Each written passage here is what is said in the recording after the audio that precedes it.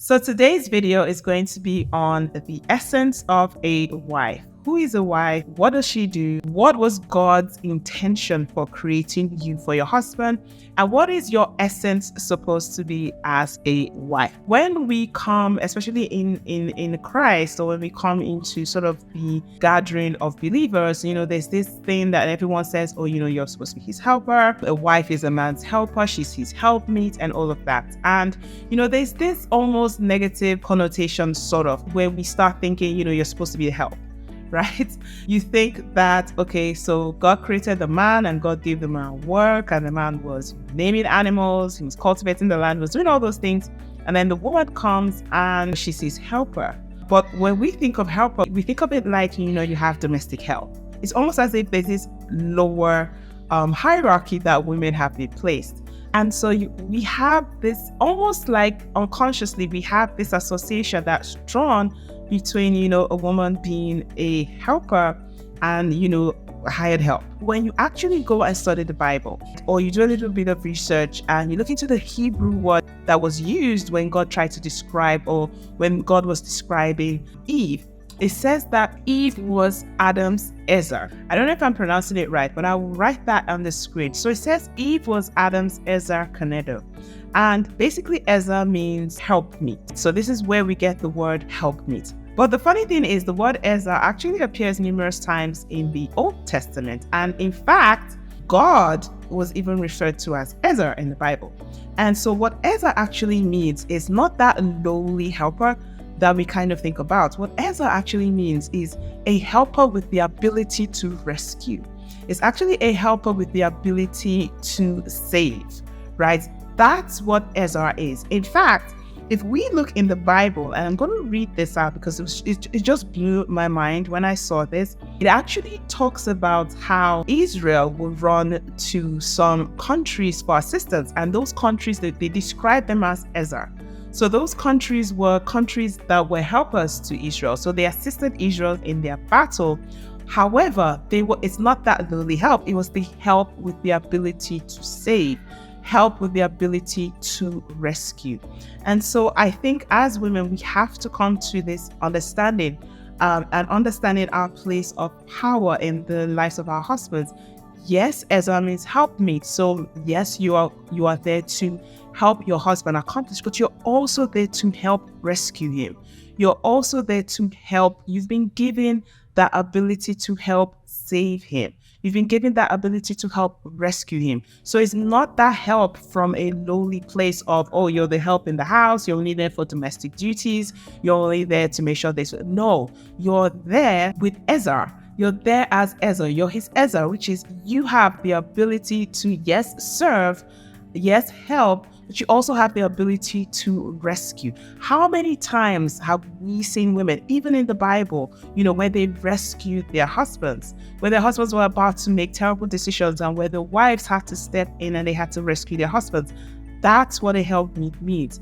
That's who you are. That's the essence of a wife to a husband. You're there as his Ezer. It's just mind-boggling when you think of what God was saying when he created Eve. And I'm going to read something, and it talks about how many times the word Ezer was used in the Bible.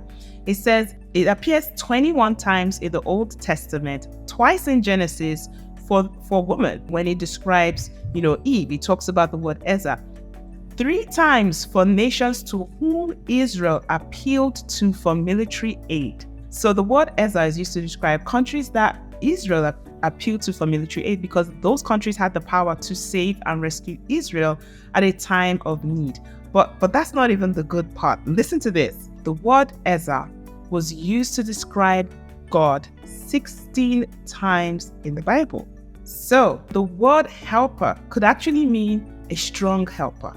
It's not that lowly helper that we think of as women, or society has told us as women that, oh, you're just here to be his helper. So you're just supposed to be in one corner, you're just supposed to do what he says, and you're only there to, do domestic help and all of that. That is not true. When we look at what God's intention was, it means a strong helper, a strong help, a helpmeet, the help that has the ability to rescue and the ability to save. We need to stop thinking ourselves as that sort of lowly help. No, we are strong. We are warriors. Just like the Israelites had to run to all those cities to ask for military aid, they needed someone with Ezra to help rescue them. That is who you are. That's the essence of a wife. A husband should be able to look at you as his strong help, not as his maid, not as his cook, not as his cleaner, but as his strong help, his strong helper, a formidable helper, someone who he can battle with, someone who he can war with, someone who he can slay demons with. That is who you are. That is the essence of who a wife is to a man. Now, I want to also look at the word connector, because when God said, he's going to create Eve, he described her as Eza Kanedo. So what does Kanedo mean? Kanedo means opposite or next to. So basically, things that are opposite. They are opposite, but they are complementary to each other. They are beneficial to each other, but they are next to each other. So they are opposites. They're not the same thing. And so when he says Eza Kanedo, so that's a strong help that is opposite or next to each other, but is complementary to one another. And I think that just describes beautifully the union between a man and a woman. We are opposites, men and women. We're opposites, but we're next to one another. We're corresponding to one another, but we are so different, but at the same time, we complement one another. And I think that just explains, marriage beautifully. That is the essence of what marriage is. And so as a wife, you are you're connected to your husband. You are opposite from him. You are different from him, but you are next to him, and you are complementary to him. Just like you have, colors on the color wheel, you have colors that are on the opposite sides of the color wheel, but sometimes those colors are actually complementary to one another. When you put them together, they actually make for some of the most stunning pieces. And so that is what Kanedo is. It is, the differences between you and your husband, but those differences shouldn't tear you apart. Those differences should actually be complementary to each other. Those differences should help build a formidable force that is going to go to war together. That is the essence of a wife. That is the essence of who you are. If they take away your roles and your responsibilities, if they take away your roles to your husband, your roles to your children, your roles to your community, if they take away all of that, you are still Eza Kanedo.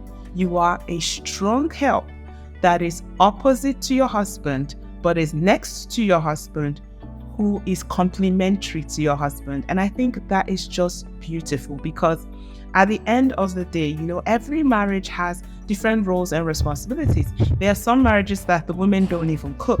That doesn't mean she's not Eza Kanedo. That doesn't mean she's not a strong helper. That doesn't mean that she's not a formidable help to her husband. It just means that every marriage is different. And so I think that we need to get away from, yes, roles and responsibilities are important. I'm not in any way diminishing that. But what I'm saying is that, your roles to your community, to your husband, to your family, yes, those are important, because those are the building blocks in which your marriage will stand.